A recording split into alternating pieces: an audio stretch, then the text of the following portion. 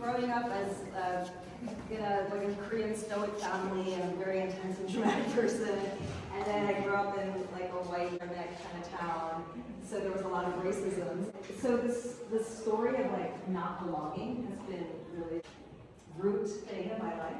The paintings, they're made over decades.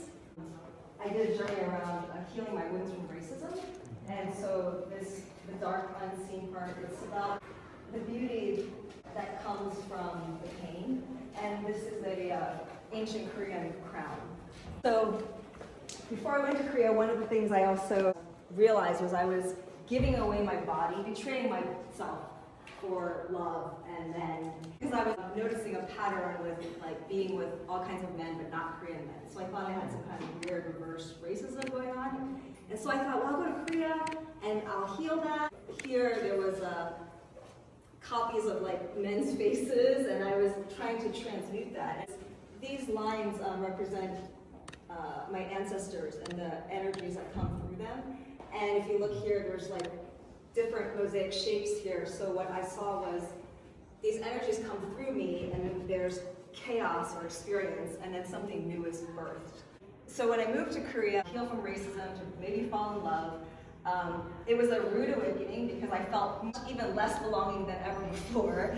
And while I was there, I watched this movie about pansori, which is an ancient storytelling singing art form. And I felt so moved by this, and it was really weird because it's like an old classical thing.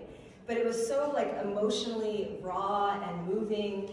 And later I learned it was shamanic, so it made sense to me because what happened is I got back from Korea, and then I tried to make a career, and I'm a very mystical person, which is hard in a capitalist world. So again, this feeling of there's no place for me in this world. And I got diagnosed with hepatitis C, a blood disease, which I got from getting a tattoo of my name in Korean on my head. and so I got hepatitis C. My mom was like, that's the worst mistake of your life. I'm like, if that's true, that'll be great. But through that healing, it was the first time I actually slowed down and paid attention to myself. And I started to connect with past lives and ancestors. And I suddenly saw that the belonging I was looking for came from seeing my life, and all of our lives are infinite and vast. And our stories are so much bigger than this like suffering that we're experiencing right now. And then I started to connect with Korea as I felt like my body was her body, and that the division of Korea reflects the division in all of us.